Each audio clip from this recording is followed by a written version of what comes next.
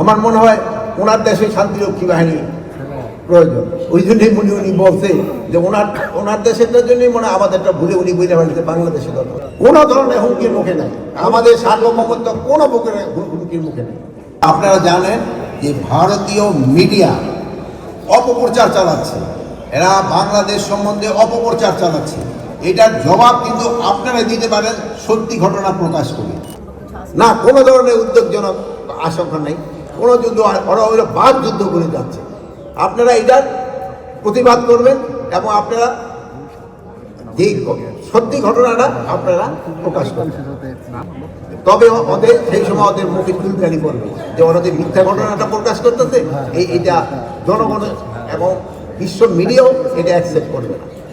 আমার মনে হয় ওনার দেশে শান্তিরক্ষী বাহিনী প্রয়োজন। ওই জন্যই উনি বলছে যে ওনার দেশের জন্যই মনে হয় আমাদেরটা ভুলে উনি বুঝে ফেলছে বাংলাদেশের দরকার। ওনার দেশে শান্তিরক্ষী বাহিনী এখন প্রয়োজন। ওনার দেশে দেখেন না যে ইসেরা এই কি বলে সংখ্যালঘুরা কীভাবে অত্যাচারিত হচ্ছে। ওই জন্যই মনে হয় উনি ওনার দেশের জন্যই মনে হয় ওইটা চাচ্ছে। কোনো ধরনের হুমকির মুখে নেই, আমাদের সার্বভৌমত্ব কোনো হুমকির মুখে নেই, কোনো ধরনের আমরা হুমকির মুখে নেই।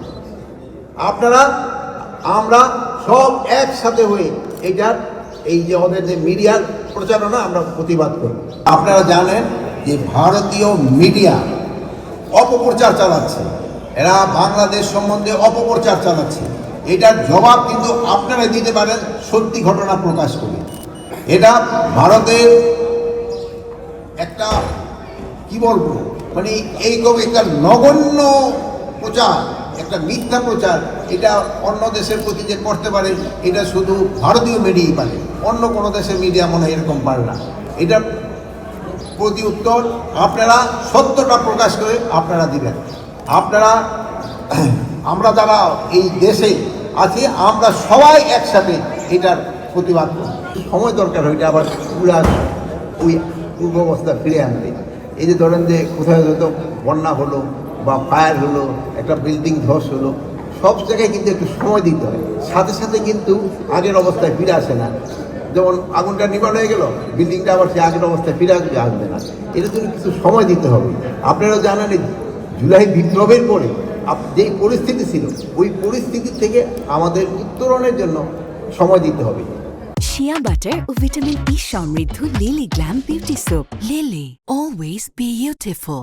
আগে যে ওই সময় যে পরিস্থিতি ছিল, ওর থেকে কি আরো উন্নতি হচ্ছে না? বলেন আপনারা, হয়েছে কি হয়েছে না? হচ্ছে। তা আপনারা বলতেছেন ওর যে উন্নতি হচ্ছে, তা আস্তে আস্তে আরো উন্নতি হবে। ক্লান্ত পরিশ্রমেই কিন্তু আমাদের এই জিনিসটা হয়েছে।